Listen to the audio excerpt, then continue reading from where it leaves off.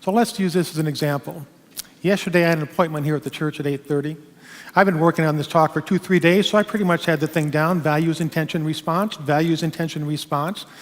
I just lived 6 blocks down the road. I left about 8:15, and there was a road race of some sort going on. And so instead of coming west, I had to go north. I thought I would go down to 43rd Street and then come across, which I did, only to find out that on Broadway, the same race was taking place. And so I backed up, took off down Main, ended up down by KU Med Center and State Line, and the race was still going on there. And now I was at a stoplight, 4-lane stoplight, and there was cars on both sides of me, cars in front of me, cars behind me. None of us could move as these runners just continually ran by, and as they went by, they continued to run slower and slower and slower. So I was sitting there, and my hands were gripping the steering wheel, and I was getting a little upset. I was looking at my clock. Now it's 8:45. I was supposed to be at the church at 8:30. You know, what is going on here? I'm looking around at other people. They're getting just as irritated and just as mad as I am. Some people are honking their horns. One couple next to me was arguing with each other. For what reason, I don't know. But then suddenly it came to me, this whole thing that I'm experiencing right now, this anger, this angst, this anxiety, this frustration, is just my response to it. It's simply my response to what's going on in the world. Is it what I want? No, it's not necessarily what I want. Can I do anything about it? Can't do a thing about it. Then that didn't help me get over my anxiety, but it was a reminder that it takes practice. It takes practice. We spend a lifetime building up our responses, our reactions to what happens in life. And if we want to change a reaction from anger to peace, or from hate to love, or from fear to confidence, we have to practice that. And that means every single morning when we get up, we set our intention. Today I am going to create in my life a sense of peace. Just one thing. What do you need in your life right now more than anything else? What is missing in terms of what you value? And you set your intention on that. I intend to create more peace in my life today. Now, if I would have practiced that yesterday before I attempted to come to the church, I probably would have had a different experience, but I didn't. So here I am with a wonderful story to tell you, which on the upside I wouldn't have had if I would have practiced that.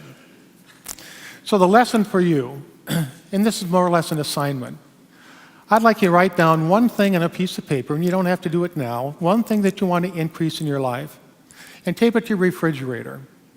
When you go to bed at night, set your intention. Say, I intend to increase whatever it is in my life.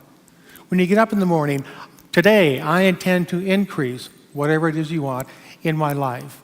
And if you practice that for a short period of time, some people say 21 days, 3 weeks, whatever it might be, you'll suddenly discover that that which you value begins to increase without even thinking about it. It becomes a natural response.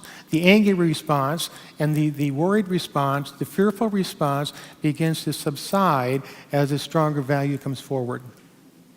So as we move into meditation, I'd like you to just think about that. Think about your life.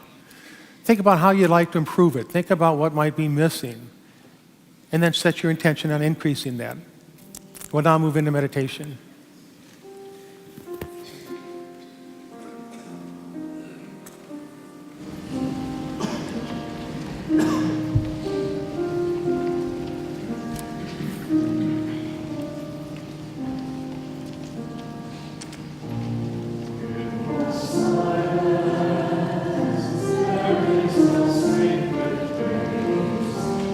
Secret meeting place, Lord is there.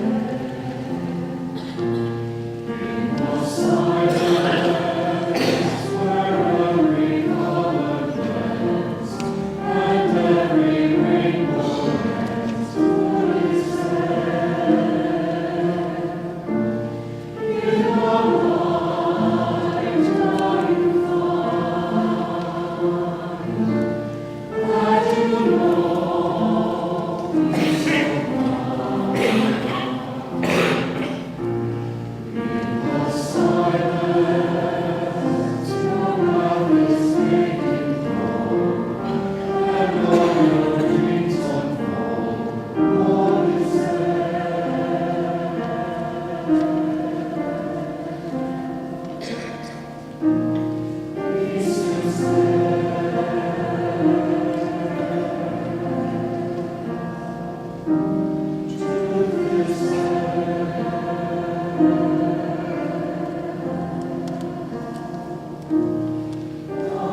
is